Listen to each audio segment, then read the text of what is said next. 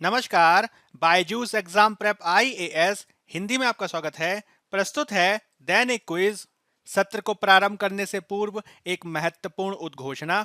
Byju's exam prep के द्वारा संघ लोक सेवा आयोग की प्रारंभिक परीक्षा यानी प्रीलिम्स 2022 जो जून में होने वाली है को ध्यान में रखकर एक निःशुल्क क्रैश कोर्स का आयोजन 27 अप्रैल से किया जा रहा है।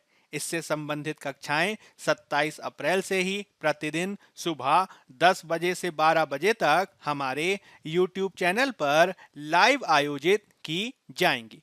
इसके माध्यम से आप प्रारंभिक परीक्षा प्रीलिम्स 2022 के लिए पिछले एक साल के करंट अफेयर्स के साथ साथ 2020-21 के महत्वपूर्ण विषयों को भी रिवाइज कर पाने में सक्षम होंगे। इस प्रकार यदि आप इसका लाभ उठाना चाहते हैं तो आज ही हमारे YouTube चैनल को सब्सक्राइब करें। पहला प्रश्न आपके समक्ष है, नियंत्रक और महालेखा परीक्षक कैग के संदर्भ में निम्नलिखित कथनों में से कौन सा या से सही है या है? वह 5 वर्ष की अवधि अथवा 65 वर्ष की आयु जो भी पहले हो तक पद धारण करता है। कैग भारत की आकस्मिकता निधि और भारत के सार्वजनिक खाता से होने वाले सभी व्यय का अंकेक्षण करता है। कैग केंद्र के खातों से संबंधित ऑडिट रिपोर्ट संसद में प्रस्तुत करता है। आपको ये बताना है कि इनमें से कौन सा या से सही है या है। केवल एक और दो, केवल दो, केवल तीन कि एक, दो और तीन। नियंत्रक और महालेखा परीक्षक कैग के संदर्भ में आप ये ध्यान रखेंगे कि कैग भारत के संविधान के तहत एक स्वतंत्र प्राधिकरण है जो भारतीय लेखा परीक्षा और लेखा विभाग के प्रमुख और सार्वजनिक पर्स के महत्वपूर्ण संरक्षक के रूप में कार्य करता है। कैग की नियुक्ति राष्ट्रपति के द्वारा अपने हस्ताक्षर और मोहर के तहत वारंट के द्वारा की जाती है और उन्हें 6 वर्ष या 65 वर्ष की आयु जो भी पहले हो का कार्यकाल प्रदान किया जाता है। इसके अलावा कैग को राष्ट्रपति के द्वारा संविधान में वर्णित प्रक्रिया के अनुसार ही हटाया जा सकता है जो कि सर्वोच्च न्यायालय के न्यायाधीशों को हटाने के समान होता है। कैग भारत की संचित निधि, प्रत्येक राज्य और संघ शासित प्रदेश की विधानसभा के समेकित कोष से सभी व्यय से संबंधित खातों का ऑडिट करता है। वह भारत की आकस्मिकता निधि और भारत के लोक लेखा के साथ साथ प्रत्येक राज्य के आकस्मिक निधि और लोक लेखा से संबंधित सभी व्ययों की भी लेखा परीक्षा अथवा ऑडिटिंग या फिर अंकेक्षण करता है। इसके अलावा वह केंद्र के खातों से संबंधित अपनी लेखा परीक्षा रिपोर्ट राष्ट्रपति को प्रस्तुत करता है जो बदले में उन्हें संसद के दोनों सदनों में प्रस्तुत करता है। इस रूप में आप ये देख सकते हैं कि पहला जो विकल्प है वह हमारा गलत है। इसी प्रकार से तीसरा जो हमारा कथन है वह भी सही नहीं है और चूंकि इसमें केवल दूसरा ही कथन हमारा सही है इसलिए हमारा सही उत्तर हो जाएगा बी। आज के द हिंदू में इससे संबंधित खबर प्रकाशित हुई है। हाल ही में भारत के नियंत्रक और महालेखा परीक्षक की रिपोर्ट में यह पाया गया है कि महाराष्ट्र सरकार के स्वामित्व अधीन हैफकिन कॉरपोरेशन लिमिटेड के वित्तीय विवरणों में अनियमितता है। इसके अंतर्गत निविदा प्रक्रिया में सर्वोच्च न्यायालय के आदेशों का भी पालन नहीं किया गया है तथा गलत रिपोर्ट के माध्यम से विधायिका को भ्रमित करने का भी प्रयास किया गया है। इससे कंपनियों के अधिकारियों के खिलाफ आगे विशेषाधिकार हनन प्रस्ताव का भी मामला बन सकता है। अगला प्रश्न आपके समक्ष है, क्यूराइल द्वीप समूह विवाद निम्नलिखित में से किन देशों के बीच है? रूस और चीन, चीन और जापान, जापान और रूस की चीन और फिलीपींस। क्यूराइल द्वीप समूह को आप इस मानचित्र में देख सकते हैं। क्यूराइल द्वीप समूह रूस के सुदूर पूर्व में सकालिन क्षेत्र का ज्वालामुखीय द्वीप समूह का हिस्सा है। यह जापान में होक्काइडो से लगभग 1300 किलोमीटर उत्तर पूर्व में रूस में कमचटका प्रायद्वीप पर फैला है जो ओखोटस्क सागर को उत्तरी प्रशांत महासागर से अलग करता है। आपको ये ध्यान रखना है कि क्यूराइल द्वीप समूह द्वितीय विश्व युद्ध के अंत के बाद से ही पहले सोवियत संघ और वर्तमान में रूसी प्रशासन के अधीन है। हालांकि जापान के द्वारा अपने क्षेत्र के हिस्से के रूप में इसके 3 सबसे बड़े द्वीपों में से 2 यानी इटुरूप और कुनाशीर सहित 4 दक्षिणी द्वीपों पर दावा किया गया है। साथ ही शिकोटन और हाबोमाई द्वीप समूह पर भी जापान दावा करता है, जिसके कारण क्यूराइल द्वीप समूह विवाद देखा जा रहा है। जापान में इन विवादित द्वीपों को देश के उत्तरी क्षेत्र के रूप में जाना जाता है। आप इस मानचित्र में क्यूराइल द्वीप समूह से संबंधित विविध विवादित द्वीपों को देख सकते हैं, जिसमें कुनाशीरी या कुनाशीर द्वीप महत्वपूर्ण है। इसमें इटोरोफू या इटरूप द्वीप भी दिखाई दे रहा है और साथ ही साथ आप इसमें शिकोटन और हाबोमाई द्वीप को भी देख सकते हैं। इस प्रकार हमारे इस प्रश्न का उत्तर हो जाएगा सी, जापान और रूस। आज के द हिंदू अखबार में भी इससे संबंधित खबर प्रकाशित हुई है। अगला प्रश्न आपके समक्ष है, NITI Aayog national institution for transforming India के संबंध में निम्नलिखित कथनों पर विचार कीजिए। इसका गठन भारत सरकार के एक कार्यकारी प्रस्ताव के द्वारा किया गया था। इसके उपाध्यक्ष की नियुक्ति राष्ट्रपति द्वारा की जाती है और उसे कैबिनेट मंत्री का दर्जा प्राप्त होता है। आपको बताना है कि उपर्युक्त कथनों में से कौन सा या से सही है या है। केवल एक, केवल दो, दोनों की इनमें से कोई भी नहीं। नीति आयोग के संदर्भ में आप ये ध्यान रखेंगे कि इसका गठन 1 जनवरी 2015 को केंद्रीय मंत्रिमंडल के एक प्रस्ताव के माध्यम से किया गया था और इस रूप में नीति आयोग एक गैर संवैधानिक, गैर सांविधिक निकाय है, जिसका अर्थ है national institution for transforming India. यह है देश की प्रमुख नीति निर्माण संस्था है, जिससे देश के आर्थिक विकास को गति देने की अपेक्षा की जाती है। जब हम इसके प्रशासनिक ढांचे की बात करते हैं तो नीति आयोग के अध्यक्ष प्रधानमंत्री हैं, जबकि इसके उपाध्यक्ष की नियुक्ति राष्ट्रपति के माध्यम से नहीं अपितु प्रधानमंत्री के द्वारा की जाती है। इस रूप में आप ये देख सकते हैं कि पहला जो कथन है वह सही है, लेकिन दूसरा कथन सही नहीं है और चूंकि हमें सही कथन की पहचान करनी थी, इसलिए हमारा उत्तर हो जाएगा ए। आज के द हिंदू में भी इससे संबंधित खबर प्रकाशित हुई है, जिसके अंतर्गत सरकार के द्वारा नीति आयोग के उपाध्यक्ष राजीव कुमार के इस्तीफे के बाद अब हाल ही में सुमन बेरी को नीति आयोग का नया उपाध्यक्ष नियुक्त किया गया है। आप ये ध्यान रखेंगे कि आज के ही बिग न्यूज में हमने नीति आयोग को कवर किया है, जिसे आप देख सकते हैं। अगला प्रश्न आपके समक्ष है, कार्यसूची एजेंडा 21 के संदर्भ में निम्नलिखित कथनों में से कौन सा या से सही है या है।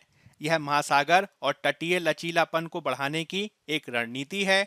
यह है ब्राजील के रियो डी जेनेरियो में आयोजित पृथ्वी शिखर सम्मेलन पर्यावरण और विकास पर संयुक्त राष्ट्र सम्मेलन का परिणाम है। आपके विकल्प हैं केवल एक, केवल दो, दोनों की इनमें से कोई भी नहीं। कार्यसूची यानी एजेंडा 21 के संदर्भ में आप ये ध्यान रखेंगे कि यह सतत विकास के संबंध में संयुक्त राष्ट्र की गैर बाध्यकारी कार्य योजना है। यह 1992 में ब्राजील के रियो डी जनेरियो में आयोजित पृथ्वी शिखर सम्मेलन यानी पर्यावरण और विकास पर संयुक्त राष्ट्र सम्मेलन का एक उत्पाद है। यह है संयुक्त राष्ट्र, अन्य बहुपक्षीय संगठनों और दुनिया भर की सरकारों के लिए एक कार्य एजेंडा है, जिसे स्थानीय, राष्ट्रीय और वैश्विक स्तर पर निष्पादित किया जा सकता है। इसका मुख्य उद्देश्य यह है कि प्रत्येक स्थानीय सरकार को अपना स्थानीय एजेंडा 21 तैयार करना चाहिए। इसका उद्देश्य शुरू में सन 2000 तक वैश्विक सतत विकास हासिल करना था। इसलिए एजेंडा 21 में जो 21 है वह वास्तव में 21वीं शताब्दी के मूल लक्ष्य को दिखाता है। इस रूप में केवल दूसरा कथन जो है वह सही है और हमारा सही उत्तर हो जाएगा बी, केवल दो। आज के विभिन्न अखबारों और पत्र सूचना कार्यालय में अंतर्राष्ट्रीय मातृ पृथ्वी दिवस अथवा पृथ्वी दिवस को लेकर खबर प्रकाशित हुई है, जिससे एजेंडा 21 का विषय महत्वपूर्ण हो जाता है। आपको ये ध्यान रखना है कि हमारे द्वारा कल के आज की बड़ी खबर के सेक्शन में इसे कवर किया गया था, जिसे आप देख सकते हैं। अब हम यूपीएससी के द्वारा 2021 में पूछे गए प्रश्न को देख लेते हैं।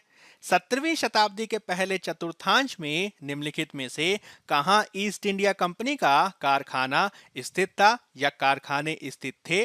भरूच, चिकागोल, त्रिचिनोपोली निम्नलिखित कूट का प्रयोग करके आपको सही उत्तर का चयन करना है। केवल एक और दो, केवल तीन कि केवल दो और तीन। 17वीं शताब्दी के पहले चतुर्थांश यानी 1625 तक आपको ये ध्यान रखना है कि ईस्ट इंडिया कंपनी ने सूरत, भरूच, अहमदाबाद, आगरा और मसूलीपट्टनम में अपने कारखाने स्थापित किए थे, जिसमें चीकाकोल और त्रिचनापल्ली, जिसे त्रिचनोपोली भी कहा जाता है, वह शामिल नहीं थे। इसमें 1613 में सूरत में ईस्ट इंडिया कंपनी का एक स्थायी कारखाना स्थापित किया गया। 1616 में मसूलीपट्टनम में दक्षिण में पहला कारखाना स्थापित किया गया और 1619 में आगरा, अहमदाबाद और भरूच में कारखाने स्थापित किए गए थे।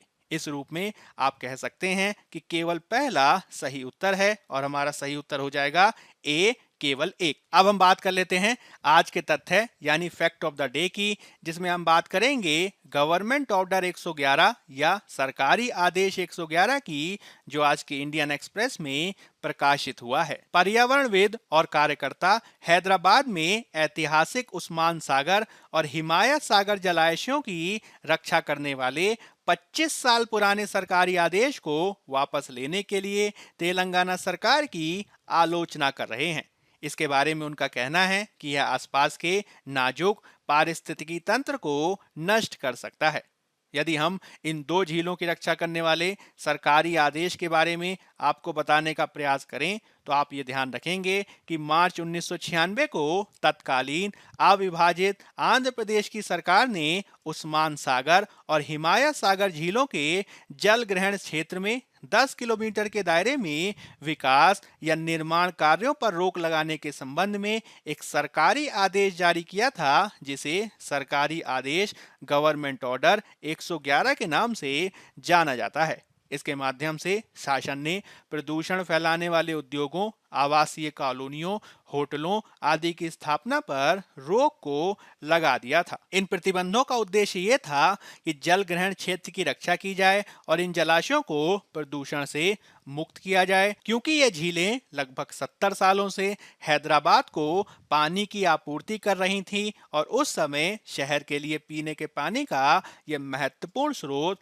हुआ करती थीं। आपको ये ध्यान रखना है कि हैदराबाद को बाढ़ से बचाने के लिए कृष्णा की एक महत्वपूर्ण सहायक नदी मूसी पर बांध बनाकर इन जलाशयों का निर्माण किया गया था। ये जो झीलें हैं, यह अंतिम निजाम उस्मान अली खान के शासनकाल के दौरान अस्तित्व में आई थी। इसमें उस्मान सागर 1921 में और हिमायत सागर 1927 में बनकर तैयार हुई थी। सरकार ने झीलों के जल ग्रहण क्षेत्र से सुरक्षा क्यों वापस ली, इसके संदर्भ में सरकार के द्वारा स्पष्टीकरण भी दिया गया है। सरकार का ये कहना है कि हैदराबाद शहर अब जल की आपूर्ति के संबंध में केवल इन दो जलाशयों पर ही निर्भर नहीं है और इसके चलते जल ग्रहण क्षेत्र में विकास पर प्रतिबंधों को जारी रखने की आवश्यकता भी नहीं रह गई है। आपको ध्यान रखना है कि हैदराबाद की पेयजल आवश्यकता 600 मिलियन गैलन प्रतिदिन से अधिक हो गई है,